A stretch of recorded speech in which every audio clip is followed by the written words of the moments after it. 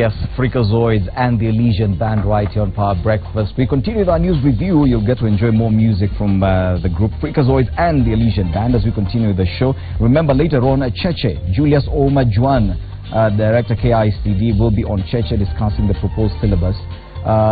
We continue our news review here with Anyo Kabiga, Women Representative, Kiambu County, and Cynthia Mutere, Governance Analyst, also the Chair of the Women's League in Fort Kenya.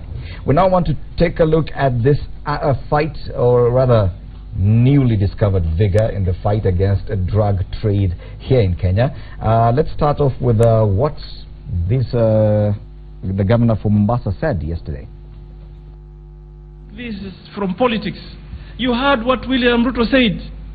Wale walanguzi, wale wanaofanya biashara ya kuuza madawa ya kulevya Mombasa hii, haijalishi wako na uwezo gani wa kisiasa, sisi tutapambana na wao.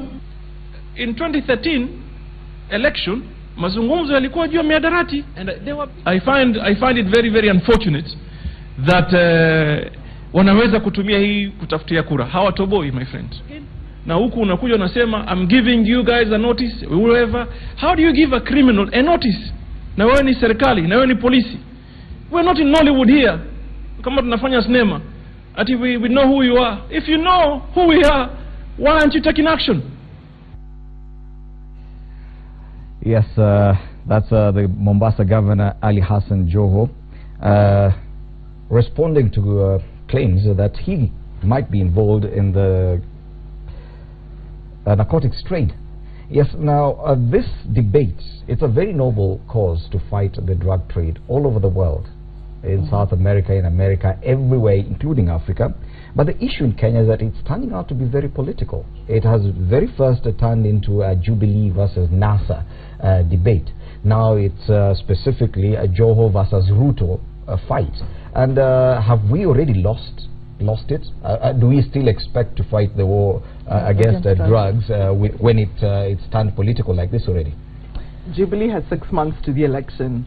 In 6 months to bring down a cartel is a tall order, because you do know that the cartels in drug trafficking are international, and it's very difficult for the regime, Jubilee regime, the establishment, to begin to really put emphasis on combating drug. And so that begs the question, is it real? Is it for real? And I want to say that the governor is probably taking on his role as a representative of the people. Then he stands as the governor which people? Of Mombasa. Okay. I mean, all elected leaders, your job is to legislate, I thought you were referring to the part of if they are acting, then why we? No, because everybody's like, he's opened up, he's confessing, like, I am a drug lord. That's not what he's saying. He is a representative, because right now we have seen that the family of the Akashas has been extradited to the US. And therefore now he speaks as governor of Mombasa and say, when you come into Mombasa, then I'm going to represent the people. And so I'm speaking on behalf of the people of Mombasa. And if you think that we are involved in this cartel, don't go around just giving us warnings. Just do it. Just do it. And so Joho is not saying, I am. He is speaking on behalf of the people, so he's taking on his representative role. When he says we, because that's where the confusion comes in. Yes, you know, we were a bit surprised by his Tunashiko Akinanani. But he is the governor of Mombasa. He speaks on behalf of Mombasa. There has been an outcry from Mombasa people. We've seen the mothers of the Akasa children. We see, of course, the mothers of the victims. But let's get it clear. Let's clarify this, because the war, according to what the Deputy President said, is that they're going after the cartels and the drug barons. It's not even really about the peddlers down there. So this is at the top. But do you think we've already lost the fight when you start making it this political? Just before we get there, I think the tragedy of the whole issue of drugs, not just in Mombasa, but the whole country, is the impact it has on our children.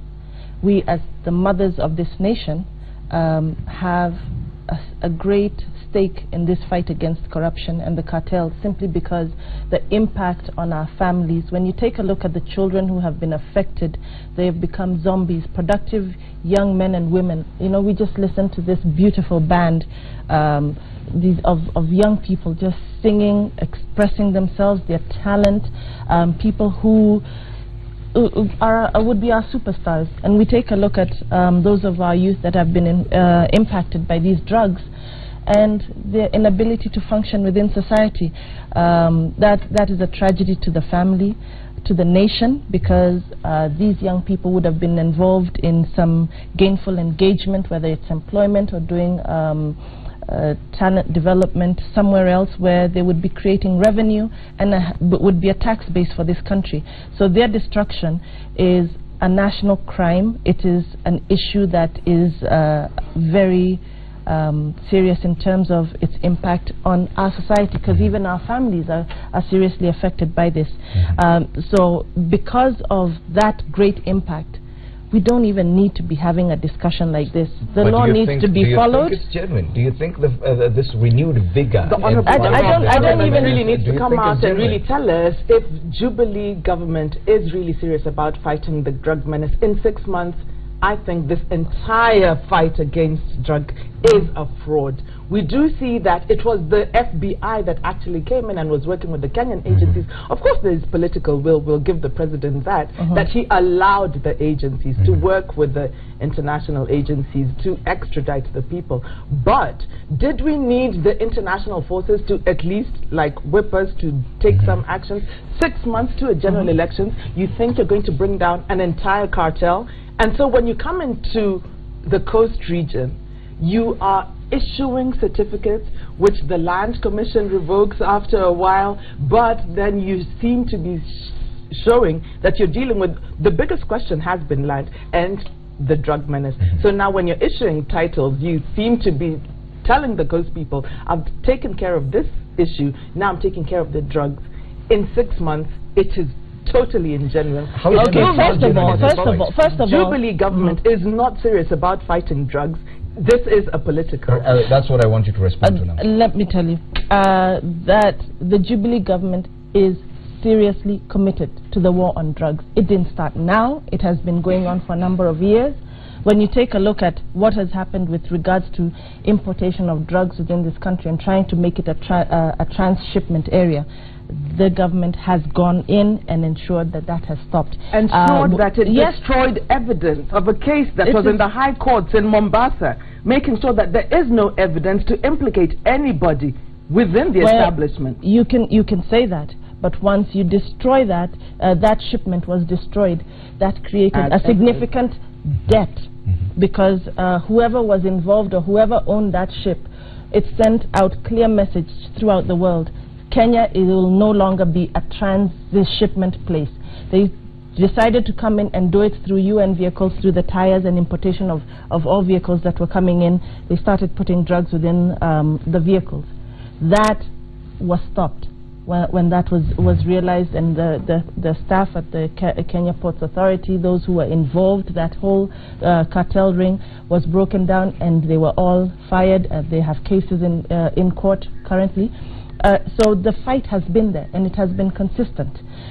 In terms of when we talk about bringing in, you said yourself that it's an international drug cartel ring. So when you say that FBI came in, of course, if it's international, it has to be dealt with at an international level. The biggest question should be, right now it appears like a knee-jerk reaction. It's not a knee-jerk reaction, it's a progression. It is a progression of activities, because remember, the Akashas had given 4 million shillings to compromise the judicial system so that they kept taking everybody in circles and in rings so that they wouldn't be arrested. However, it had gone through a court process. This is a nation that respects the rule of law. So anybody who's in court and has direct linkages with regards to the issue of drugs, trust me, so at some point, it will not stop. I highly doubt that it will stop. It is an issue that is ongoing, and once you involve the international agencies, you know they don't make any arrests without having followed the law, proper evidence and documentation. So I believe that once that is the case, and we hope Justice Maraga will ensure that he cleans up his judicial court, so that we don't have the issue of people trying to take justice around in circles, because justice delayed is justice denied, and we have an issue that needs to be addressed.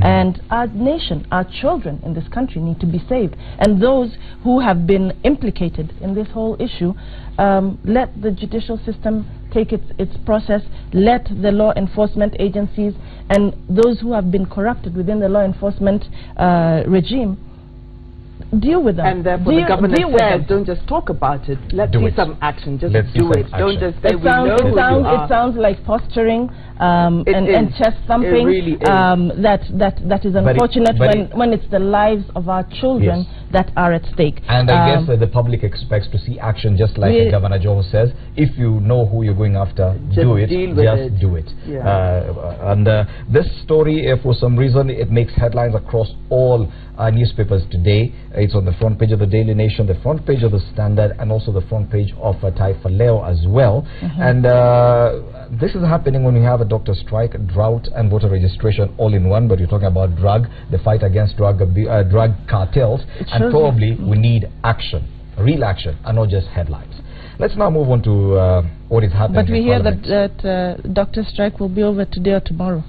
Hopefully, they said it will be over for days. We have a lot of issues that we are dealing with in this country, so this must be very important. And of course, because of the percentage of people who are implicated, it is an important issue that will be dealt with. Funny enough, the doctor strike does not feature on page 1, 2, I need to respond. I need to respond to the issue of the land issue. 7, the title. Ladies, I really need to address that issue, because honestly, because that is the question at the no, so it is not. We're going to go into arguing. I don't have any headline about land issues. No, but it was something that was raised that should be responded to, you know, because when you take a look at the issue of the land titles, it's not that the titles are illegal. We know that. The process in which was followed in on the issue of taking. Why did the chairman revoke them? That he revoked the titles? Yeah, some of them. A while back. Well, it was an issue of it was a technicality on the issue of some of the people who are issued were not necessarily the rightful people. So that is what was revoked. But the issue of that you can go to the bank and get a title on this, that is not true. That's a falsehood that keeps being peddled, and it's important that we set the record straight on that. And on the issue of why the banks are not loaning money, maybe that should be tomorrow's headlines, you know, that they should be forced. That is what they're in the business of doing, lending money to customers so there's circulation within the country. We will not discuss headlines that are not there, really. And you mentioned doctor strike, and interestingly, it's not there on any, these two dailies, page 1, 2, 3. We hear it, we heard it on the news. If 7, if 8, you listen, 9, 10, nowhere. So let's look at the headlines that we have, and on the front page.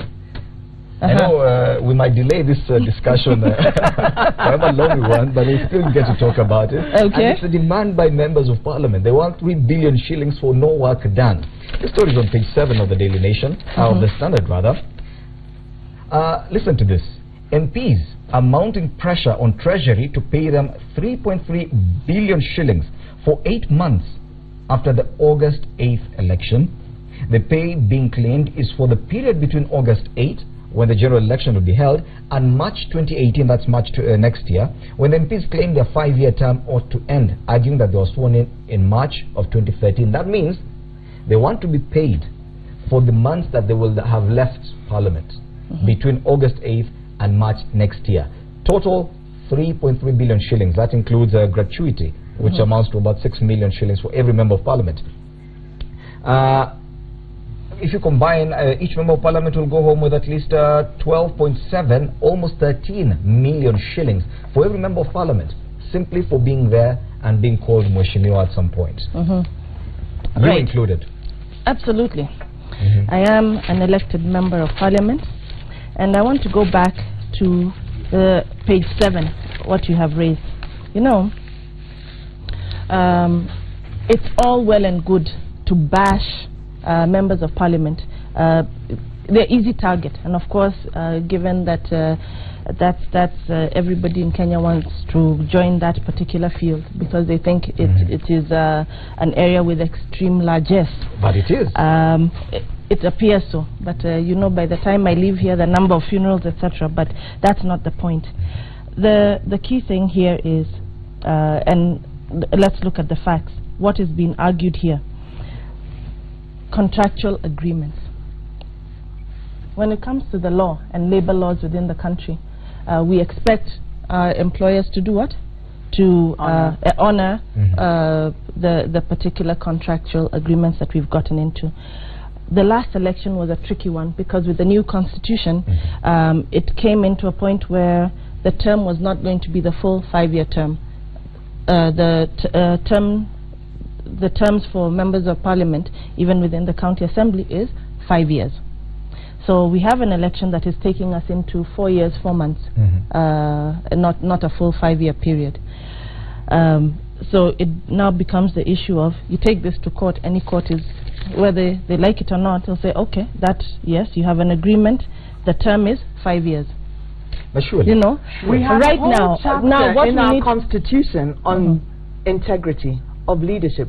I believe when we promulgated the Constitution in 2010, these articles were already in the Constitution, and the people who were going to go into the 11th Parliament knew that their term was going to be 4 years, 4 months, and therefore they should have been sacrificial enough as leaders to know that the term then is 4 years, the contract, 4 months. I mean, you can be the contract. And it was the understanding. You're paid monthly. You are paid monthly. If unfortunately any member of parliament died within their term, and do they continue being paid for 5 years because the contract was for 5 years? No, it ends there. You're paid for what you do. Correct. Now, how do you now start arguing that simply because and the ones who get re-elected in September will have received this severance pay and begin to earn another 5 years?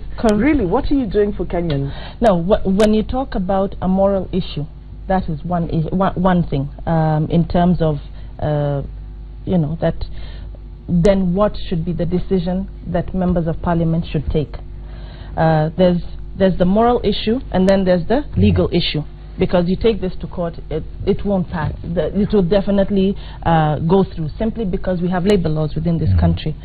In terms of will MPs agree to sit down and say, okay, you know what, we're going through a difficult situation in this country, let us sacrifice to see that we will get our amount, direct that doctors or to the drought or to fight corruption. No, well, you know, we could probably, I'm sure if we elected more women, they would probably say, you know, really honestly, let's, you know, you get paid for what you work, so they'll say no.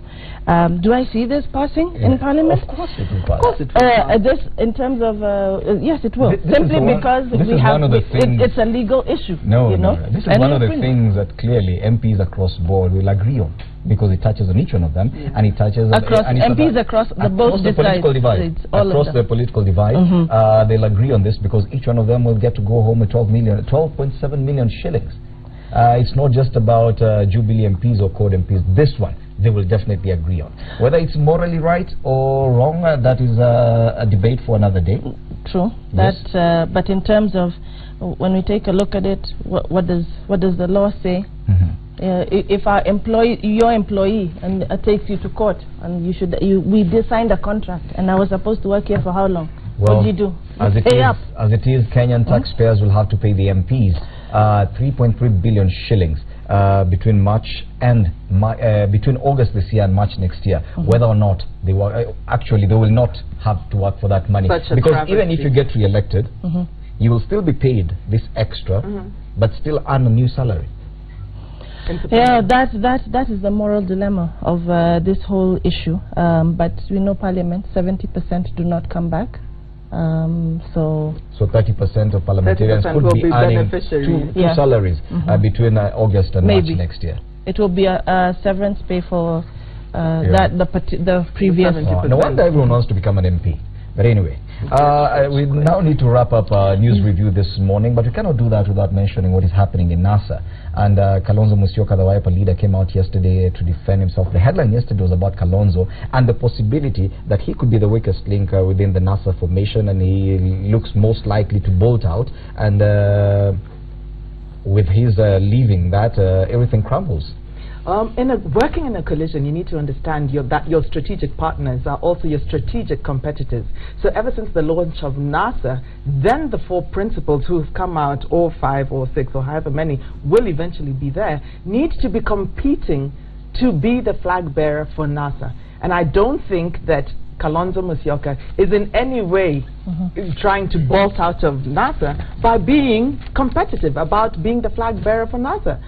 Of course, media reports have shown that he's the weakest link and that it's either him or nobody, or he's going to go it alone. And he came out and issued the statement and he said that he is committed to the National Super Alliance, that he is not going to leave the National Super Alliance, but he is the best candidate for it. And every principal is saying that. Wetangula, my party leader, he says that he's the best. Are we being unfair to Kalonzo? Look at the caricature on page 10. On page 10 of the Standard, where he's standing on the number 2 podium. For medals, and he's crying.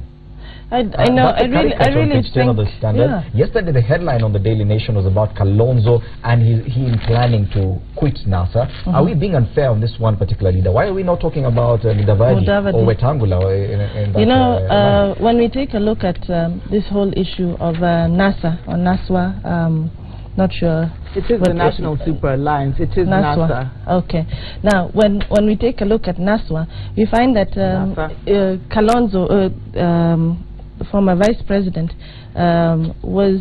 he has consistently been portrayed as the weakest link. We see him sidelined at the NASWA meetings. We see him not that NASWA is a TV production, and I don't think Kalonzo Musyoka attends that. We take a look and we see that at all levels. When we take a look at his service to this nation, he seems to be sidelined and be told, you haven't brought in enough votes. We need that he needs to that's the caricature I'm talking about on your screens right now. It is very unfortunate, given the kind of service that this gentleman has given to this nation, that he should be treated as a second-class citizen, and that he's made not to fit in. But it really he deserves to be in the leadership of NASWA. Not to fit in from within NASA, or is it people from outside NASA who are pushing him and caricature has picked up on his link? position as the running mate from the last general election. What he's saying right now in this election, he wants to be the flag bearer. And so I think this cartoon or whatever, the caricature, is picking up from the last election. He is not treated as a second-rate citizen. He is a principal in the NASA formation. He is saying that he is good enough to be the flag bearer. He is going out and he's asserting that position. And for crying out loud, let him be called someone who is the weakest link. But I would say that he is the strongest link. He brings in the entire Eastern Bloc that Jubilee government has really been trying to go in and get. And Kalonzo Musyoka has shown that he's able to traverse the entire country. He's been in Garissa, he's been in Wajir right now. We've seen that he's been in Kisii and Nyamira. And he's saying, I could do this. I will bring in the vote, even from Central, even from Rift Valley. And I think he is being a strategic competitor in the NASA formation. Of course, if you were to vote from NASA, that would really play into the hands of Jubilee. And that's what you would want to see. Really, you take a look at... what do you call it? A former prime minister has an eye problem, and that he tears a lot. But we don't see him caricatured in the papers like this. Considering that Kalonzo Musyoka has members of parliament and senators in Mombasa, as you said, Garissa, Northeastern, across much more than what the ODM party has. And for him to be really treated like this, it really but you see, you don't. True, but we don't see the former prime minister caricatured like this, and always a second-class citizen. So I think he can present himself very well as a leader within this country. And if he believes that he does not fit into the NASWA plan, it is important that he's able to stand up on his own and come in and say, okay, fine. line. You don't want to treat me as an equal citizen. You want to bring in Musalia Mudavadi as the flag bearer for NASWA. Then I think he should go into an area where he fits in. Well, Wiper Party leader Kalonzo Musyoka has dismissed speculation that he's plotting to ditch the opposition alliance, claiming it is a scheme by some rivals to undermine his presidential bid. But the Wiper leader repeats it, that it is time Odinga let someone else take on Uhuru, and dismisses claims that he could either join Jubilee or run for president on his own. Well, ladies, thank you so much for helping us look at the headlines this morning. That has been Anna Nyokabi Gadesha, Women Representative Kiambu County, and Cynthia Mutere, Governance Analyst, also the chair of the Women League in Ford, Kenya. Power Breakfast comes to an end now. Of course, in a short while, Cheche will take over. They'll be hosting Julius Ouma Juan, Director of KICD, and they'll be discussing the issue about the proposed new syllabus for schools. Before that, we'll continue enjoying music from Freakazoids and the Elysian Band. But for me, my name is Freddie Ndumuli.